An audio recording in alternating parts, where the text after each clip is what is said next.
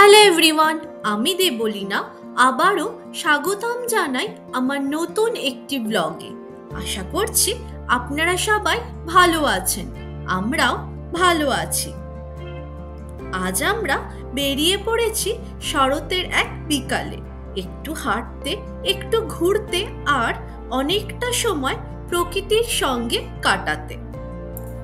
এই সময়টা আমার সবচেয়ে প্রিয় সময়গুলোর একটা। শরৎকাল মানেই যেন প্রকৃতির নিজের সাজঘরে ঢুকে এসে নতুন করে গায়ে রং মাখে। রাস্তায় হাঁটলে দেখা যায় প্রতিটি গাছের পাতা যেন এক একটা শিল্পীর তুলি দিয়ে আঁকা, কেউ সোনালি, কেউ কমলা, আবার কেউ লালচে বাদামি। আজ ঠিক এমন একদিনে আমরা যাচ্ছি আমাদের বাড়ির কাছে অবস্থিত একটি পার্ক, জিমোনিল ওয়াক। রাস্তায় হাঁটতে হাঁটতে দেখছিলাম গাছের পাতাগুলো আস্তে আস্তে ঝরে পড়ছে, কিছু পাতা পায়ের নিচে মচমচ করে ভাঙছে। সেই শব্দটা যেন প্রকৃতির একটা নরম সঙ্গীত। আকাশ একেবারে নেই, কোনো মেঘ নেই, সূর্যের আলো গাছের ডাল ভেদ করে রাস্তায় এসে পড়েছে, আর মাটিতে তৈরি হচ্ছে আলোর ছোপ ছোপ নকশা। দেখে মনে হচ্ছিল যেন কেউ ওপর থেকে রঙের ছিটে মেরে দিয়েছে পৃথিবীর ক্যানভাসে। এই পথটা একদম নিঃশব্দ নয়, আবার খুব কোলাহল নেই। দূরে পাখির ডাক, বাতাসের শোষ শব্দ আর মাঝে মাঝে গাড়ির হালকা আওয়াজ, সব মিলিয়ে একটা শান্ত সুর তৈরি করেছে। প্রায় 13 থেকে 14 মিনিট হাঁটার পর সামনে দেখা গেল বড় একটা সাইনবোর্ড। তাতে লেখা আছে জিমোনিল ওয়াক। একটা প্রশস্ত পথ, চারপাশে গাছের সারি, আর দূর থেকে হালকা নদীর কলকল শব্দ শোনা যাচ্ছিল। ভেতরে ঢুকতেই মনে হবে আমরা যেন অন্য কোনো শান্ত দুনিয়ায় চলে এসেছি। পৃথিবীটা হঠাৎ যেন শান্ত হয়ে গেছে, শুধু পাতার মর্মর শব্দ। গাছের ডালপালা একে অপরের সঙ্গে মিলেছে, আলো ঢুকছে ফাঁক দিয়ে। রোদটা একদম কোমল, চোখে লাগে না, বরং গায়ে পড়লে উষ্ণ লাগে। অদ্রিজা দৌড়ে গেল সামনে, ওর হাসির শব্দে চারপাশটা ভরে উঠল। ওর পেছনে পাতা উড়ছে, রোদে ঝিলমিল করছে, যেন কোনো ঠিক সিনেমার দৃশ্যর মতন।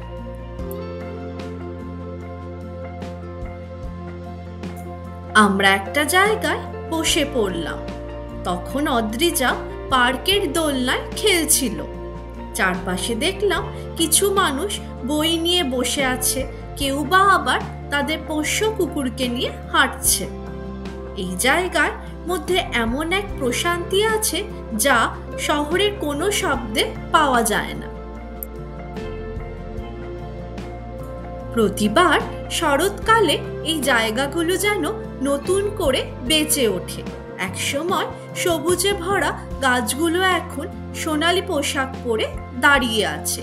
কিছু গাছের পাতা প্রায় পুরো লাল হয়ে গেছে, এমন রং যা শুধু শরতের আকাশেই মানায়।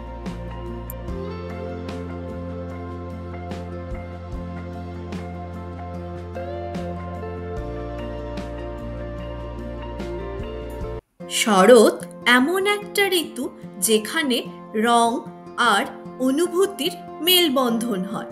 প্রতিটি ঝরা পাতা যেন বলে সবকিছুরই একটা সময় আছে। রং বদলানো পাতাগুলো আসলে আমাদের শেখায় ছেড়ে দেওয়াও একটা সৌন্দর্য। জীবনে সবকিছু আঁকড়ে রাখার চেয়ে কখনো কখনো ছেড়ে দেওয়াও ভালো।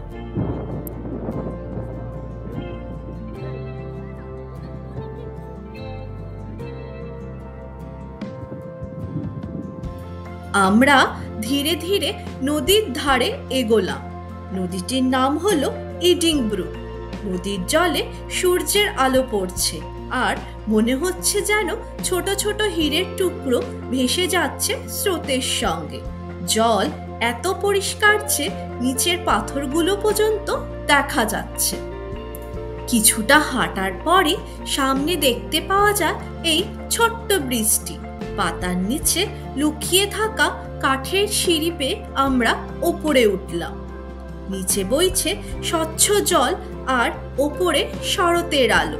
ব্রিজের রেলিং ধরে দাঁড়িয়ে দূরে তাকালে মনে হয় এই পথটাই হয়তো আজকের দিনের সবচেয়ে সুন্দর মুহূর্ত।